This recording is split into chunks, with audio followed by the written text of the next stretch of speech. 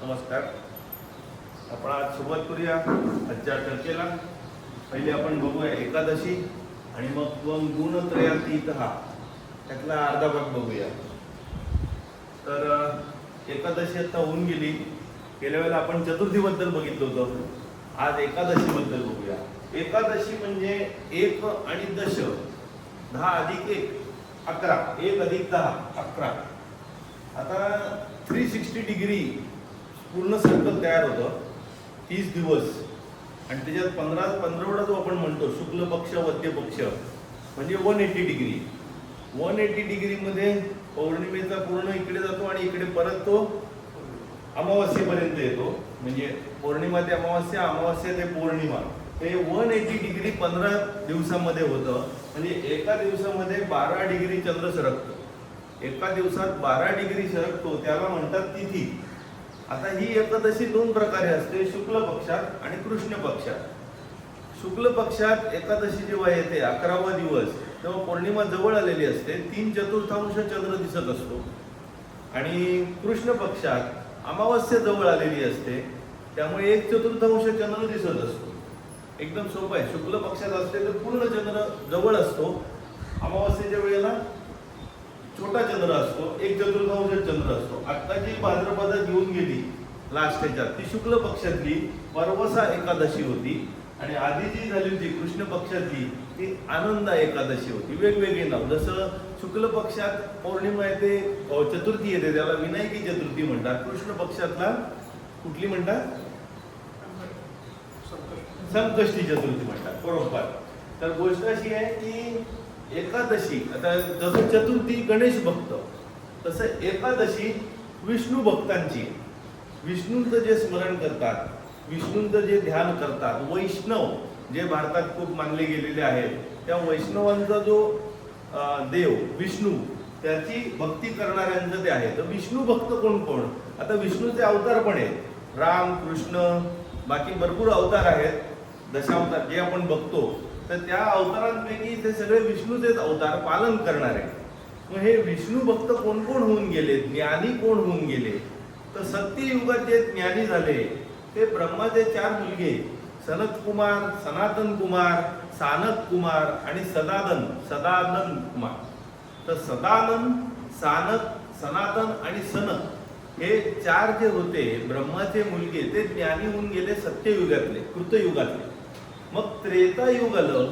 त्रेतायुगातले ज्ञानी कोण होते? तर त्रेतायुगातले ज्ञानी होते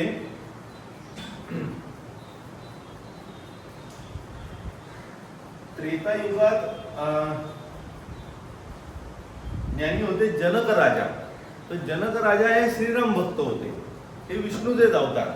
त्यामुळे त्रेतायुगात होते जनक, हे ज्ञानी होऊन गेले. द्वापर युगात शुकदेव, जे व्यासांचे मुलगे शुकदेव, ते कृष्ण भक्त होते. आता कृष्ण देखील विष्णूचा अवतार.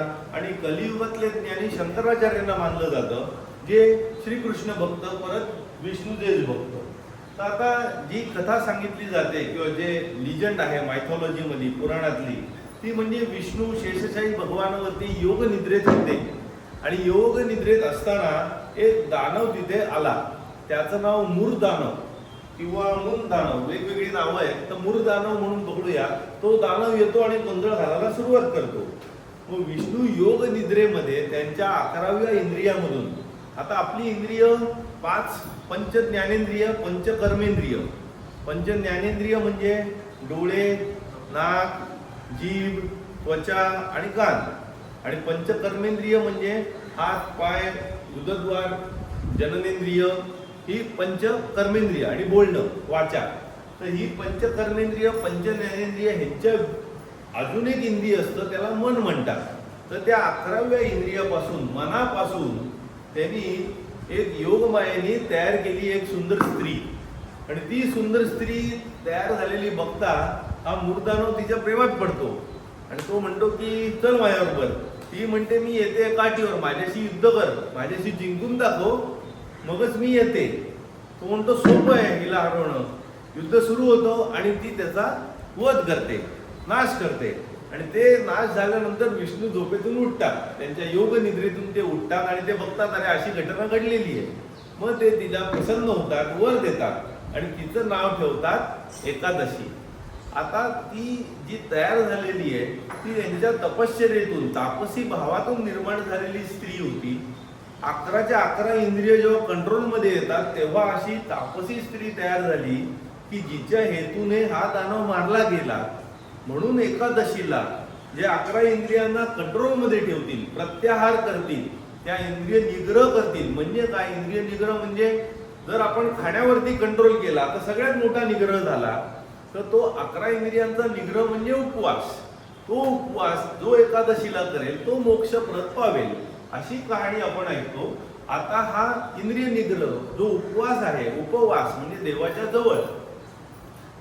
जवळ जाण्यासाठी स्वतःची खरी आयडेंटिटी, स्वतः मी कोण आहे हे आपण परत लक्षात घेतलं तर मी कोण नाहीये, तर मी शरीर नाहीये. मग शरीराचं जे देहभरण आहे ते मी नाहीये हे सेपरेट करण्यासाठी उपवास प्रत्येक धर्मात सांगितला जातो. To separate yourself from your accumulation. तुम्ही हे जे इकडे जमवलेलं आहे त्याच्यापासून स्वतःला दूर करण्यासाठी. उपवासाचे प्रकार कुठले कुठले? बऱ्याच जणांना माहिती असतील. निर्जला उपवास म्हणजे दशमीला दुपारी जेवायचं, त्याच्यानंतर काही खायचंच नाही. एकादशीला सकाळपासून रात्रीपर्यंत पाणी पण नाही, खाणं पण नाही. द्वादशीला सकाळी ब्रेकफास्ट, आपण जे ब्रेकफास्ट म्हणतो, ब्रेक म्हणजे तोडणं आणि फास्ट म्हणजे उपास. ब्रेकफास्ट जो उपास तोडतो तो द्वादशीला सकाळी सूर्योदयानंतर उपास सोडायचा असतो. तो झाला निर्जला उपास. दुसरा जलाहार, फक्त पाणी, पाण्यावरती काढायचं. तिसरं क्षीरभोजी, दूध किंवा दुधाचे पदार्थ चालतील. आता हे प्रत्येकाच्या प्रकृती मानानुसार, प्रत्येकाच्या तीव्रतेनुसार या गोष्टी आहेत. नंतर फलाहारी, फक्त फळ खाणार. नंतर नक्तभोजी, नक्तभोजी म्हणजे सूर्यास्त झाला की रात्रीचं जेवण करायचं, बाकी दिवसभर कडक उपवास. आता याच्यात काय काय खायचं नसतं तर साबुदाणा, राजगिरा चालतो, रताळे बटाटे चालतात, शेंगदाणे, कॅबेज, कॉलीफ्लॉवर. आम्ही लहानपणी बऱ्याच वेळेला आईला विचारत होतो की अगं हे चालतं का खायला, हे चालतं का? तेव्हा कुठे कळत होतं उपास काय, तेव्हा खायची हौस जास्त. मग अरे हे नाही चालत, ते नाही चालत, का कशा करता? त्याचा साक्षात्कार थोडा आत्ता व्हायला लागला.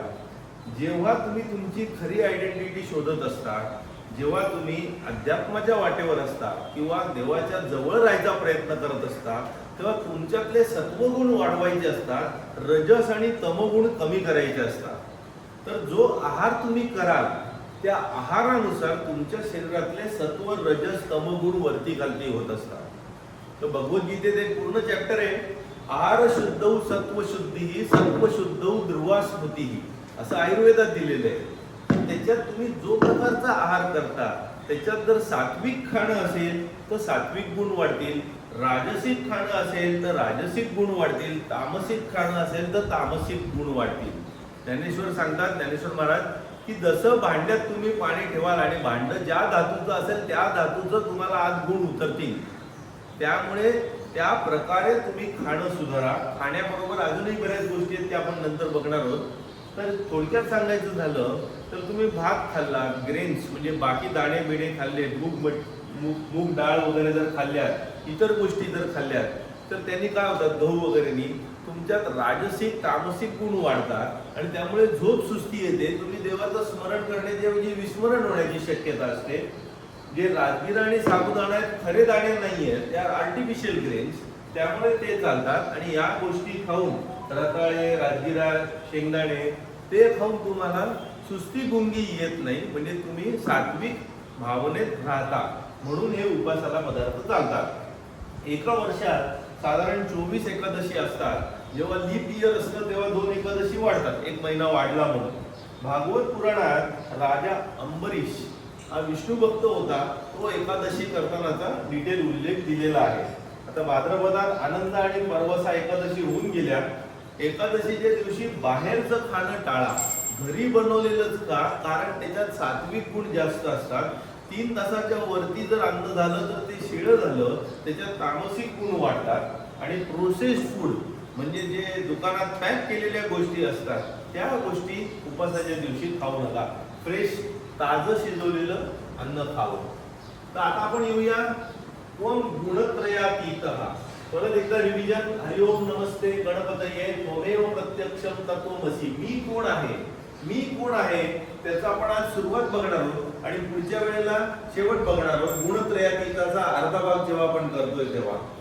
तर तू कोण आहेस? तर तूच तत्व आहेस, तूच करणारा आहेस, तूच धरणारा आहेस, तूच हरणारा आहेस. तुझ्यापासूनच सगळं सुरू आहे. तू खरोखरीच ब्रह्म आहेस, तू खरोखरीच नित्य असणारा आत्मा आहेस. आणि इथेच शेवटचं वाक्य येते, त्वं गुणत्रयातीतः, तू गुणांच्या पलीकडचा आहेस. म्हणजे तू नित्य असणारा आत्मा आहेस, तू खरोखरीच ब्रह्म आहेस, तू खरोखरीच तत्व आहेस. मग तुला तुझं रक्षण करायचंय, तुझ्यापासून, तुझ्या बोलण्यापासून, ऐकण्यापासून, देण्यापासून, घेण्यापासून.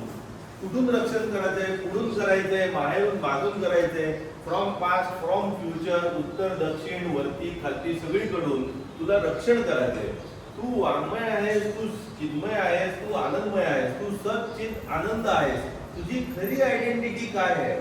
तू एम आहे, जे आपण पहिल्या दिवसापासून बघतोय. तिथे आज गुणत्रयाचे तिथे आपण येतोय. तर तू ज्ञानमय आहेस, विज्ञानमय आहे, सगळं तुझ्यात उपस्थित आहे, तुझ्यात टिकतंय आणि तुझ्यात ते लयाला जाणार आहे आणि परत परत येणार आहे. तू भूमी, आपो, अनलो, अनिलो, नभा, पंचमहाभूतात देखील तू आहेस. तू चार वाणीच्या पलीकडे आहे. तू त्वं गुणत्रयातीतः. तर आपण येऊया आता त्वं गुणत्रयातीतः. आता गुणत्रय म्हणजे तीन गुण हे कुठून आले आणि हे आपण कशाला समजून घ्यायचे, हा एक आपल्याला प्रश्न पडू शकतो. आता हे गुण जे आहेत ते कुठून आले आपण पहिले समजून घेऊ. जे ब्रह्मन आहे, म्हणजे जे काय म्हणतात ना, नित्य आहे, तत्व आहे, जे निर्गुण निराकार आहे, तिथे स्फुरण निर्माण झाले आणि मूळ माया निर्माण झाली. ते स्फुरण कुठून आले, काय आले, याला कुठेही एक्सप्लेनेशन नाहीये. कारण निर्गुणात कॉज आणि इफेक्ट, कारण आणि परिणाम हे उद्भवतच नाही. त्यामुळे तिथे कारण येतच नाही. ती मूळ माया जी निर्माण झाली, त्या मूळ मायेचं रूपांतर झालं गुणक्षोभिणी मायेत. ती गुणक्षोभिणी माया गुणमाया म्हणून म्हटली जाते आणि त्या गुणमायेतून त्रिगुण निर्माण झाले. आणि हे त्रिगुण म्हणजे कुठले? सत्व, रज आणि तमगुण. ती त्रिगुण माया, गुणमाया जडत्व पावली तेव्हा अविद्या माया झाली. या त्रिगुणांपासून पंचमहाभूते झाली. पंचमहाभूते म्हणजे आकाश, वायू, अग्नी, जल आणि पृथ्वी. जलला जीवन असं म्हणतात. तर दासबोधात, ज्ञानेश्वरीत सगळीकडे दिलेलं आहे की या जीवनापासून 84 लक्ष योनी तयार झाल्या. त्या आपापासून, आप म्हणजे पाण्यापासून. जर आपण बघितलं, मनुष्याच्या शरीरातील मोर देन 70% इज वॉटर. तर सगळ्यात मोठा घटक पाणी आहे. तर त्या आपापासूनच निर्माण झाल्या. जे पूर्ण सिद्ध योगी असतात ते त्यांच्या मृत्यूनंतर आपल्या शरीराचे अवशेष पण टिकवत नाहीत. ते ऑलमोस्ट स्वतःला नाहीसं करून इकडून विलीन होऊन जातात. तेव्हा कधी कधी थोडंसं पाणी जमलेलं शिल्लक असतं जेव्हा ते जातात तेव्हा. अशा मोठ्या मोठ्या योग्यांच्या कथा आहेत. सद्गुरूंचे ईशा फाउंडेशनच्या पुस्तकात पण त्यांनी काही काही ठिकाणी उदाहरणं दिलेली आहेत. तिबेटी मॉन्क्सची उदाहरणं आहेत की ते एका रूम मध्ये जातात आणि सांगतात की आता मी सगळ्यांचा निरोप घेत आहे, आता मी काही तुम्हाला दिसणार नाही. आणि ती दरवाजा बंद करून, खिडकी नाही, काही नाही. 2-4 दिवसानंतर आज जाऊन बघतात तर थोडंसं पाणी जमलेलं असतं तिथे, बाकी कुठेही मागमूस नसतो. म्हणजे त्यांनी स्वतःला विलीन करून ठेवलं आणि शेवटी उरलं पाणीच. म्हणजे पाण्यापासून कसं तयार झालं. तर आपण बघितलं, ब्रह्मपासून स्फुरण, मूळ माया, मग गुणशोभिणी माया, गुणमाया, त्रिगुण, पंचमहाभूते. तर आता ही त्रिगुणापासून जी सुरू झाली माया, मूळ माया, गुणक्षोभिणी माया, म्हणजे ही माया जी आहे त्याचाच हा भाग त्रिगुण आहे. प्रायमरी कलर्स ब्लू, येलो आणि रेड. आता हे एकत्र केले की अजून सेकंडरी कलर झाले, ते एकत्र केले की टर्शरी कलर झाले. तसे त्रिगुण सगळीकडे व्यापलेले आहेत आणि त्यामुळे सगळ्या गोष्टी उद्भवत आहेत. तर होतं काय, एक गोष्ट, एकदा एक मनुष्य जंगलात, अरण्यातून चाललेला असतो आणि त्याला 3 डाकेखोर असतात, म्हणजे डाकू. ते दबा धरून बसलेले असतात, तर त्याला पकडतात. रामकृष्ण परमहंसांनी ही गोष्ट सांगितली, त्यांच्या बोधकथेत आहे. तर ते दबा धरून बसलेले असतात, तर ते त्याला पकडतात आणि ते त्याला पकडल्यावर त्याला बांधतात करकजून, त्याच्याकरता सगळं दुबाडून घेतात आणि त्यातला एक जो डाकू असतो तो म्हणतो की याला ठार करू, सपकून टाकू. दुसरा म्हणतो, अरे त्याला कशाला मारतोय, तुला पण उद्या फाशी होऊ शकेल किंवा सुळावर लटकवतील वगैरे, उगीच कशाला. म्हणतो नाही नाही, याला मारूनच टाकू, खतमच करून टाकू. दुसरा म्हणतो नको, आपण याला करकचून बांधलाय ना तेवढं पुरेस आहे, तोंड बीट बांधून देऊ, आपण पळून गेलो खूप दूर की आणि तोंड उघडून काही फरक पडत नाहीये. तसेही आपले चेहरे बांधलेले आहेत, त्याला काही ओळखता येणार नाही आपण कोण आहोत, काहीच फरक पडत नाही. तर ते म्हणतात ठीक आहे. आणि तिसरा जो असतो त्यालाही पटत नसते, एवढा करकचून बांधून ठेवलाय वगैरे, ते सगळे घेतात माल आणि निघतात. दूर झाल्यावर तिसरा जो असतो त्याच्या मनातली चांगली बुद्धी बरोबर होत नसते, ते म्हणतात मी जरा आलोच परत, जरा इमर्जन्सी कॉलला जाऊन येतो. आणि मग तो परत येतो इकडे, त्याला सोडवतो, सगळं त्याला बंधनातून मुक्त करतो आणि त्याला घेऊन तो अरण्याच्या दिशेने जातो, त्याच्या घराच्या दिशेने, जिकडून तो आलेला असतो, कारण का रस्ता चुकलेला असतो ना. आणि मग घेऊन जात असताना त्याला घर जेव्हा दिसतं तेव्हा तो म्हणतो की मी इथपर्यंत येऊ शकतो. तो म्हणतो की चला ना घरी, तुम्हाला खायला प्यायला देतो, तुम्ही माझा जीव वाचवलात, घरी सोडलं. तो म्हणतो काय झालं तरी मी चोरच आहे, मी काही तुझ्या वाटेला येऊ शकत नाही घरापर्यंत, घरी तुलाच एकट्याला जायचंय, तू जा, माझा रस्ता इकडून पुढे, असं म्हणून तो निघून जातो आणि तो मनुष्य त्याच्या घरी पोचतो. तर रामकृष्ण परमहंस म्हणतात की अरण्य म्हणजे हा संसार, या मायेमध्ये, मायारूपी अरण्यात आपण सगळे अडकलेलो आहोत. तिकडे सत्व रज तम हे 3 डाकू दबा धरून बसलेले आहेत आणि आपण आज शिरल्या ते आपल्याला दबोचतात, पकडतात आणि आपल्याला लुबाडून घेतात. आपलं जे परम ज्ञान आहे ते लुबाडलं जातं, अविद्यारूपी माया आपल्यावर पांघरली जाते. जो तमोगुण आहे तो तुमच्या नाशासाठीच टपलेला आहे, तुम्हाला खलासच करायचा आहे, स्वतःची काळजी फिकीर न करता तो तुम्हाला मारायला टपलेला आहे. रजोगुण जो आहे तो तुम्हाला मारत नाही, पण तो संसार बंधनाच्या जोखडात मात्र अडकून टाकतो, बांधून टाकतो करकचून, ज्याच्यातून तुम्ही बाहेर येणं कठीण असतं. पण सत्वगुण जो आहे तो तुम्हाला त्या संसार बंधन ढिलं करतो, त्यातून थोडंफार मोकळं करतो, तो परमधामाच्या मार्गाला लावतो. पण किती झालं तरी तो देखील चोरच. तो म्हणतो तो मार्ग शेवटी तुम्हाला आक्रमाचा आहे आणि सत्वगुण त्याच्या वाटेने निघून जातो. थोडक्यात दुसरी एक गोष्ट सांगतो, हे कळण्यासाठी जी आता आपण पुढे करणार आहोत की हे का करतोय. तर एखादा जर झोपला असेल, आपण बऱ्याच वेळा गाढ झोपलेलो असतो तेव्हा स्वप्न पडतात आणि स्वप्न अशी काही येतात की विचारू नका. समजा आपल्याला खूप प्रचंड स्वप्न पडलंय, आपण जंगलात आहोत, हे आहे ते आहे, आणि अचानक पुढे सिंह आला आणि त्याने प्रचंड डरकाळी फोडली स्वप्नामध्ये. त्या प्रचंड डरकाळीने बहुतेकांची तरी झोप उडेल आणि ते जागे होतील आणि जागेवर म्हणतो अरे हे तर स्वप्नच होतं. ती डरकाळी पण स्वप्नवतच होती, पण ती डरकाळी स्वप्न तोडायला तर उपयोगी पडली. त्याचप्रमाणे या मायामध्ये, या मायारूपी जगतामध्ये हे स्वप्न जे चालू आहे ते सत्वगुण तुम्हाला या अविद्यारूपी मायेतून बाहेर काढायला मदत करतं. सत्वगुणामुळे तुम्ही या मायारूपी स्वप्नातून जाग व्हायला मदत करतं. शेवटी रामकृष्णांचं शेवटचं उदाहरण की तुमच्या पायात रजतमाचा जर काटा गेला असेल तर तो काटा तुम्ही केवळ सत्वगुणाच्या काट्यानेच काढू शकता आणि रजतमाचा काटा सत्वगुणाच्या काट्याने तुम्ही काढलात तर त्या सत्वगुणाच्या काट्याचा काही उपयोग नाहीये, तोही शेवटी टाकूनच द्यायचा आहे. तसं सत्वगुण तुम्हाला या मायातून बाहेर काढायला मदत करतं, रजतम मायेत गुंतवायला मदत करतं. तर आपण येऊया आता पुढे भगवद्गीतेत गुणातीत योग म्हणून एक वेगळा चॅप्टर आहे, सगळ्या गुणांबद्दल दिलेलं आहे. ज्ञानेश्वरांनी ज्ञानेश्वरीत त्याला गुणातीत योग असं म्हटलेलं आहे. तर श्रीकृष्ण म्हणतात सत्वम रजस तम इति गुणा प्रकृती संभवाः. या प्रकृतीमध्ये सत्व रजस तम 3 गुण आहेत. निबध्नाति महाबाहो देहे देहिनम अव्ययम. जो अव्यय जी तुझी खरी आयडेंटिटी आहे त्याला हे सत्व रज तम गुण बांधून टाकतात त्या देहामध्ये. मग सत्वगुण म्हणजे काय, रजगुण म्हणजे काय आणि तमगुण म्हणजे काय, एवढंच आपण आज बघणार आहोत. ते परत असल्यामुळे मी तिथेच थांबायचं ठरवलंय, म्हणजे 15 मिनिटात व्हायला हरकत नाही. तत्र सत्व निर्मलत्वा प्रकाशकम अनामय. ते सत्व जे आहे ते निर्मल आहे, ते प्रकाशकारक आहे, अनामयम म्हणजे सुदृढ आहे, हेल्दी आहे. सुखसंगेन बध्नाती ज्ञानसंगेन चानग. तर सत्वगुण तुम्हाला कसं काय बांधून टाकतो?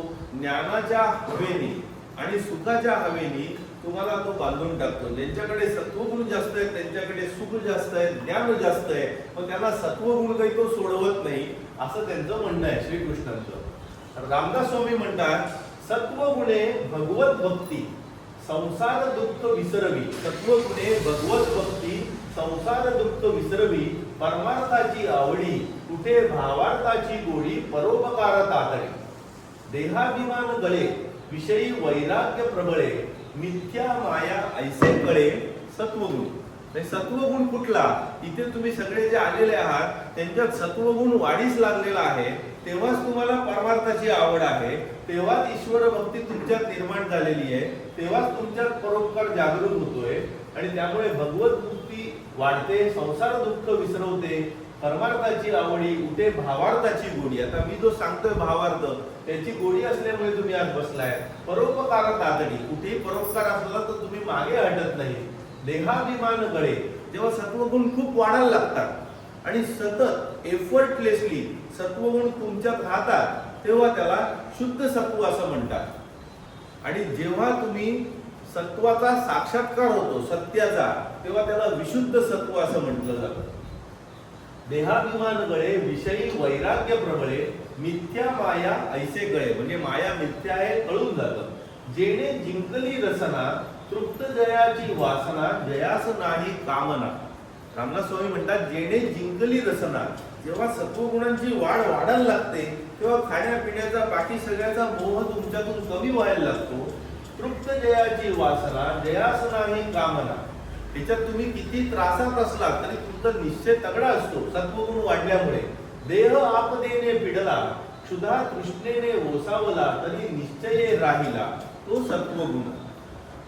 म्हणजे सत्वगुणात तुमची परमेश्वरावर एवढी श्रद्धा असते की तुम्हाला देहाचे विकार त्रास काहीही जाणवत नाही, तुम्ही निश्चयाने राहू शकता. पराव्याचे दोष गुण दृष्टीस देखे आपण. इथे रामदास स्वामी जरा शालजोडीतले देतात सगळ्यांना की सत्वगुण खरोखरीच वाढला की ते ओळखायचं असेल का आपल्यात रजसगुण आणि तमोगुण जास्त आहेत, पण आपण स्वतःला सत्व सत्व सत्व म्हणतोय, तर या 2-3 लाईनी त्याच्या करताय.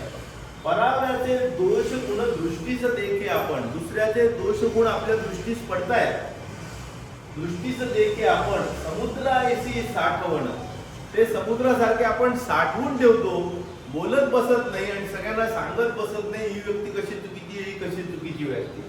सत्क्रियाची आचरावी, असत्क्रिया त्यागावी. चांगल्या गोष्टी कराव्यात, चुकीच्या गोष्टी करू नयेत. वाट भक्तीची धरावी, देवधर्मी ज्याचे चित्त भजे कामना रहित. कुठल्याही इच्छेशिवाय किंवा मला घरात हे घडू दे, मी तुला नवस करतो, मी तुला हे भजन करतो, हे कामना रहित करणं, ऐसा हा सत्वगुण सात्विक संसार सागरी तारक. ऐसा हा सत्वगुण सात्विक संसार सागरी तारक. येणे उपदे विवेक ज्ञान मार्गाचा. म्हणजे जे परमधावाला जो शेवटचा चोर डाकू त्याला लावून देतो, तसा तो सात्विक परमार्गाला ज्ञान मार्गाला लावून देतो. तर शेवटी रामदास स्वामी म्हणतात सत्वगुणे भगवत भक्ती ज्ञान प्राप्ती सायोज्य मुक्ती पाविजे. सत्वगुणे भगवत भक्ती ज्ञान प्राप्ती सायोज्य मुक्ती पाविजे. सायोज्य मुक्ती म्हणजे काय? आता मुक्तीचे प्रकार असतात, ज्याला चळण आहे आणि ज्याला अचळ आहे.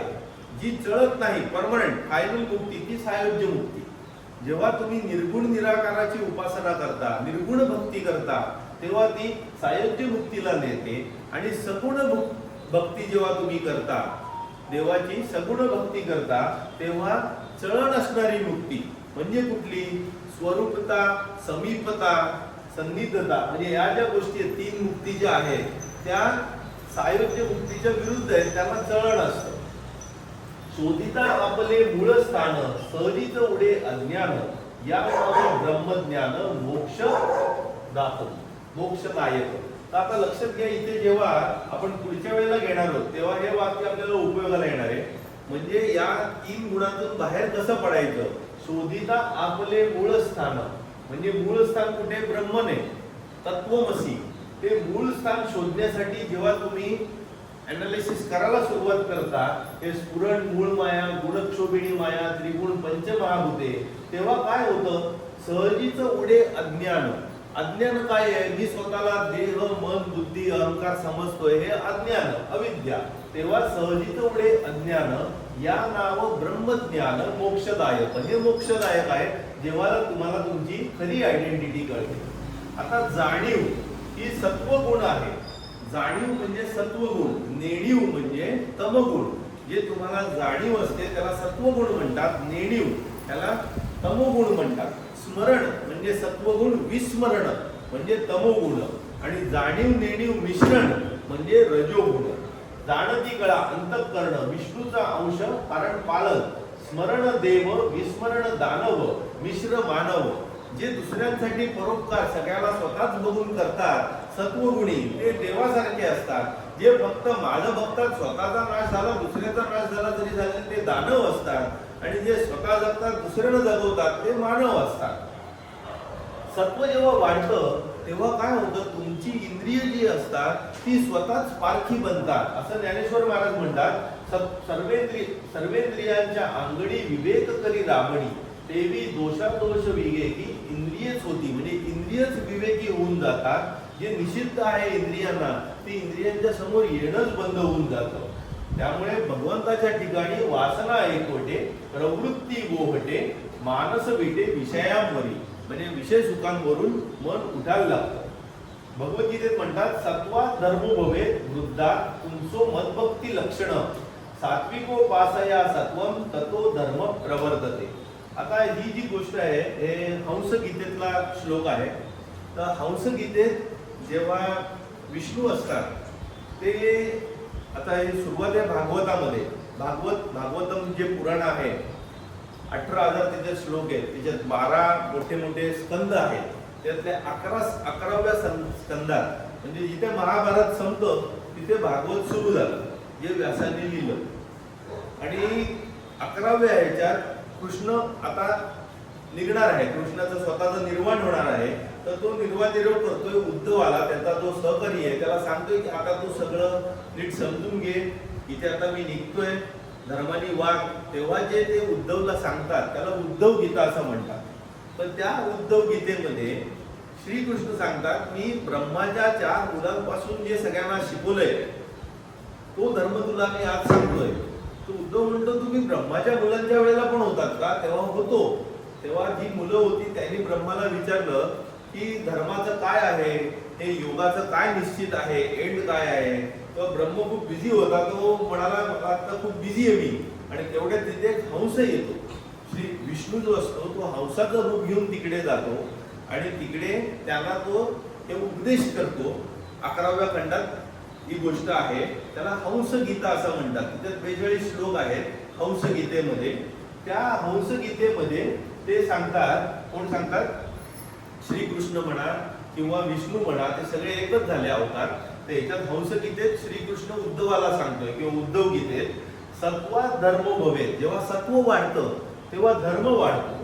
आणि पुंसो मदभक्ती लक्षण, धर्म वाढतो तेव्हा माझ्या भक्तीचं लक्षण आहे. सात्विकोपासया सत्वम ततो धर्म प्रवर्तते. म्हणजे सात्विक उपासना केल्यामुळे, सात्विकता वाढवल्यामुळे धर्म वाढतो. मग अधर्म म्हणजे काय? अधर्माचे 6 प्रकार आहेत. एक आहे विधर्म, जे रावणाने दुसऱ्याच्या धर्मामध्ये अडथळे निर्माण करणे, किंवा जे त्या काळचे दानव राक्षस दुसऱ्याच्या धर्मात अडथळे निर्माण करणे. परधर्म, स्वतःचा धर्म सोडून दुसऱ्याचा करणं. आभास म्हणजे केवळ दिखावा करणं, खरोखरीच धर्म न आचरणं. उपमा म्हणजे कॉपी करणं, दुसरा करतोय तसं करणं, काही विचार न करता. छळ म्हणजे दुसऱ्याला गंडवणं, फसवणं. स्वधर्म न करणं आणि निषिद्ध करणं, हे अधर्माचे प्रकार झाले.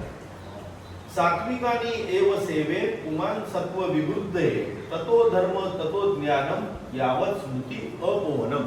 म्हणजे सात्विक गुण वाढल्यामुळे काय होतं, ज्ञान वाढतो, धर्म वाढतो आणि तुमची मती भ्रमरहित होऊन जाते. आता आपण येऊया रजोगुणाकडे आणि मग तमोगुण. हे आता संपलं. सत्वगुणाबद्दल परत सांगून झालं. रजो राग, आता श्रीकृष्ण भगवद्गीतेत सांगतायत, रजो रागात्मकम विद्धी तृष्णा संग समुद्भव. राग म्हणजे अटॅचमेंट. तर राग अटॅचमेंट तयार होते.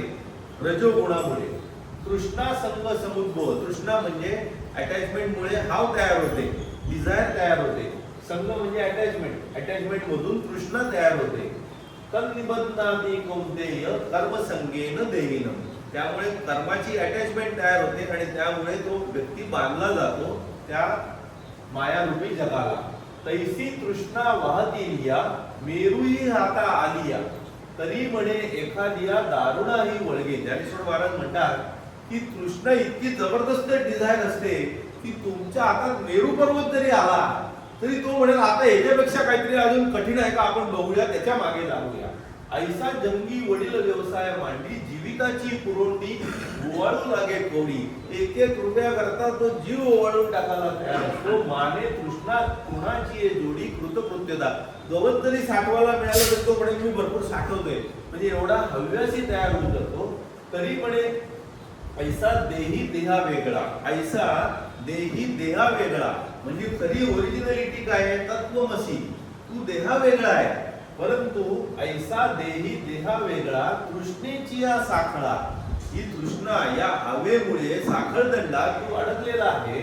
खटाटोपू वाहे गळा व्यापाराचा, त्या तृष्णेच्या गळ्यात साखळदंड पडल्यामुळे तू व्यापाराचा खटाटोप करतोय. रजोगुणे, रामदास स्वामी सांगतात रजोगुणे पुनरावृत्ती, लोभे दावी जन्म मरण, प्रपंची तो सगळं जाण, दारुण दुःख भोगवी. जाणता नेणता जीव जन्मास येतो, जाणीव म्हणजे सुख, नेणीव म्हणजे दुःख, जाणीव नेणीव मिश्रित म्हणजे मानव, आणि तो जन्माला येतो तेव्हा पुनरावृत्ती, परत परत जन्म चालू असतात. जेव्हा तो रजोगुणात गुंतलेला असतो, सत्वगुण वाढतं तेव्हा त्याला उत्कृष्ट फळ मिळतं, निकृष्ट फळ म्हणजे खालचं झालं, आणि मिश्र फळ म्हणजे मानवाचा परत परत जन्म मिळणं. रजस जेव्हा वाढतं तेव्हा वावटळ जसं सगळं काही एकत्र करते, कशात विधी निषेध ठेवत नाही, सगळं एकत्र करून उडवून लावते, तसं रजोगुणात कुठेही विधी निषेध राहत नाही. दुसऱ्याची बायको दिसली, परस्त्री दिसली तरी तिच्यावर तो डोळा ठेवणार, त्याच्यात शास्त्र निषेध काही नसतो. तर ज्ञानेश्वर महाराज म्हणतात शेळ्यासारखी, शेळी कसं सगळीकडे तोंड मारते आणि चरत जाते, विधी निषेध न ठेवता, तसं तो चरावा लागतो. त्यावरी लोभू करी स्वैरत्वाचा राहू, वेटाविता अलाहू तेथे उरे, स्पृह मना पुढा पुढा आशेचा घे दवडा, विश्वशी घाले चाडा पायातळी, म्हणजे त्या आशा अपेक्षे पोटी सगळं विश्व पायातळी घालवतो, कोणाची त्याला पर्वा नसते. रजगुण डोकाचा झाला तर, आणि तो असा असतो त्याला कुठेही ठेवा, भिकाऱ्याला राजवाड्यात जरी ठेवला तरी तो भिकाऱ्याची वृत्ती काही सोडत नाही. आणि बैल जो आहे तो शेवटी कडबा खाण्यातच आनंद मानणार, भले त्याला वरातीला जरी नेला लग्नाच्या तरी देखील त्याला कडवाच आवडणार. म्हणजे रजगुण काही त्याच्यापासून सुटत नाही, त्याला कुठेही ठेवला तरी. आता तमगुणाकडे येऊ आपण. आता लास्ट पार्ट, तमस्त्व ज्ञानजम विद्धी मोहनम सर्व देहिना, प्रमाद आलस्य निद्रा भी तन निबंधनाति भारत. तर हा मोहकारक आहे, तुम्हाला डिल्युजन भ्रमित करणारा आहे तो तमोगुण आहे. निद्रा, आलस्य आणि प्रमाद, झोप, आळस आणि प्रमाद, मस्ती, यामुळे तो तुम्हाला बांधून टाकतो. आता याच्यात ज्ञानेश्वर महाराज म्हणतात मन रविचंद्र विहीन अवस रात्रीचे गगन, सूर्य चंद्र नसलेल्या अमावस्येच्या रात्रीप्रमाणे मन बनलेलं असतं तामसिक लोकांचं. अंतःकरण स्फूर्तीहीन, उदास, विचारांची भाषा हरपे, अविवेकाचे मी माझे, अविवेक खूप माजलेला असतो. आचारभंगाची हाडे, आचारभंग इतका तो विवेकहीन आणि आचारहीन झालेला असतो की मरे तरी नेणेकडे क्रिया जाय, म्हणजे मरायची वेळ आली तरी देखील तो चुकीच्याच क्रिया करत राहतो, मरतानाही त्याच्या मनात सद्बुद्धी होत नाही. अशा याच्यात होणार काय? रामदास स्वामी म्हणतात जे दुष्कृती चित्त उलसे, अंधारी देखणे डुडुळाचे. याच्यात अजून एक गोष्ट आहे तमसी लोकांची, की जे दुष्कृती चित्त उलसे, वाईट काम कुठे करायचंय तर हा तामसिक व्यक्ती एकदम तयार, त्याला एकदम आनंद, एकदम खुशी, अरे वाईट करायचं का, चला मी पहिले येतो. कोणाला नावं ठेवायचे, कुठे काहीतरी दगड मारायचे, चला मी पहिले येतो. जसे अंधारी देखणे डुडुळाचे, उघड कसा रात्रीच चांगपैकी बघतं, त्याप्रमाणे वाईट गोष्टी त्याला आनंद असतो. तैसे निषिद्धाचे नावे भलतेची हवे बरे, ये विषयी धावे कृती करणे राईपण राय बीजी. म्हणजे राईचं जे झाड असतं पीक असतं ते शेवटी बी मध्ये राईपणच साठवून ठेवतो. तसं तामसिक व्यक्ती मरायची वेळ आली तर त्याचं बी जे आहे ते तामसिकच आहे. मग त्याचं फळ काय मिळणार तुम्हाला? तमोवृत्तीचं फळ आहे. पशु पक्षी झाड कृमी म्हणजे तुम्हाला नीच योनीमध्ये जन्म तमोगुण वृत्ती झाल्यामुळे होतो. तर हे 3 फळं कुठली आहेत हा आपण शेवटचा फक्त पाठ बघतोय. कर्मण सत्पुदस्य आहु सात्विकम निर्मलम फळम. जेव्हा चांगली कर्म कराल सात्विक कर्म कराल तेव्हा त्याची फळं तुम्हाला सात्विक मिळतील. राजसिक फळं जी आहेत ती दुःख अज्ञानकारक आहेत, दुःखदायक आहेत राजसिक फळं. आणि तामसिक फळं अज्ञानकारक आहेत. थोडक्यात अनिष्ट इष्ट मिश्र ही 3 प्रकारची फळं आहेत. अनिष्ट फळं म्हणजे खालच्या योनीत जाणार कृमी कीटक पाषाण ह्याच्यात. वरच्या योनीत म्हणजे इंद्रादी देवतांची शरीर. आणि मिश्र फळ म्हणजे परत मनुष्य जन्म. सत्वात संजायते ज्ञानम. श्रीकृष्ण सांगतायत सत्वात संजायते ज्ञानम. सत्वगुण वृद्धी झाल्यामुळे ज्ञानवृद्धी होते. रजसो लोभ एवच. रजोगुण वाढल्यामुळे लोभ वाढतो. प्रमाद मोह तमसो. प्रमाद मोह डिल्युजन मुळे काय होतं? तमस गुण वाढतो आणि त्यामुळे अज्ञानच मिळतं. आता श्रीकृष्ण अजून सांगतात जे मगाशी आपण बघितलं अनिष्ट इष्ट मिश्र. ऊर्ध्वम गच्छति सत्वस्था. जे सत्व असतात ते वरती जातात. ऊर्ध्वम गच्छति सत्वस्था मध्ये तिष्ठति राजसा म्हणजे मनुष्य जन्मात राजस लोक टिकतात. जगन्य गुण वृत्तीस्था म्हणजे फार हानिकारक वाईट घाट घृणाकारक जे गुण असतात अधो गच्छति तामसाः. तर आता हे आपल्याला कळलं सत्वगुण कुठले, रजोगुण कुठले, तामस गुण कुठले. सत्वगुण वाढले तर आपल्याला ऊर्ध्व जाता येतं. सायोज्य मृत्यूपर्यंत पोहोचू शकतो. या संसार खोड्यातून बाहेर येऊ शकतो आणि सन्मार्गाला परमधामाला पोहोचू शकतो. रजोगुणात आपण इकडेच अडकणार. परत दुःख दुःख दुःख चालूच. ते दुःख कसं चालू ते पतंजली योगसूत्रात खूप डिटेल दिले पण आता मी तिथे जात नाही, विषयांतर होऊन जाईल. तर रजोगुणात शेवट सगळ्याचा दुःखातच आहे आणि तमोगुणात अज्ञान आहे आणि फारच हानिकारक तुम्ही खालच्या अधम योनीतच जाता. जसं ज्ञानेश्वर महाराज म्हणतात ही एक बाजारपेठ आहे. काही जण येतात आणि इतका फायदा करून जातात की मुक्ती पावतात. पण काही जण इतके मूर्ख असतात की ते आपलं मुद्दलही घालून बसतात. म्हणजे मनुष्य जन्म पण हलवून बसतात आणि अधो योनीत येऊन बसतात. तसं खालच्या योनीत येऊ नये म्हणून आपल्याला काय काळजी घ्यायची. तर हंस गीतेमध्ये जे श्रीकृष्ण सांगतात उद्धवाला उद्धव गीते तर हे 10 पॉइंट त्यांनी दिलेले आहेत. आगम आप प्रजादेश काल कर्ताच जन्मच ध्यानम मंत्र अत संस्कारो दश येते गुण हेतव. म्हणजे सत्व रज किंवा तमगुण वाढवायचे असतील आपल्याला कुठले वाढवायचे? सत्वगुण. तर सत्वगुण वाढवण्यासाठी आपल्याला काय लक्षात ठेवायचं आहे? आहार शुद्धम सत्वशुद्धी सत्वशुद्धम ध्रुवा स्मृती. तर आहार शुद्ध असेल तर सत्वगुण वाढतात. आता हा आहार नुसता खाण्याचाच नका पकडू, सगळा आहार पकडूया. तर आगम हे 10 जे पॉइंट आहेत ते जर लक्षात घेतले तर पुढचा भाग कळायला सोपा होईल. आता इथे जे आहे इथपर्यंतच आपण थांबतोय. त्या 10 पॉइंट जे इथे पुढचा भाग पुढच्या वेळेला करणार आहोत. तर आगम म्हणजे जे तुम्ही वाचताय. काही जण म्हणजे आता याच्यात ज्ञानेश्वरीत दिले दासबोधात पण दिलेले आहे. जे वेद दिलेले आहेत ते सत्वगुणी आहे. जे कर्मकांड आहे ते रजोगुणी आहे.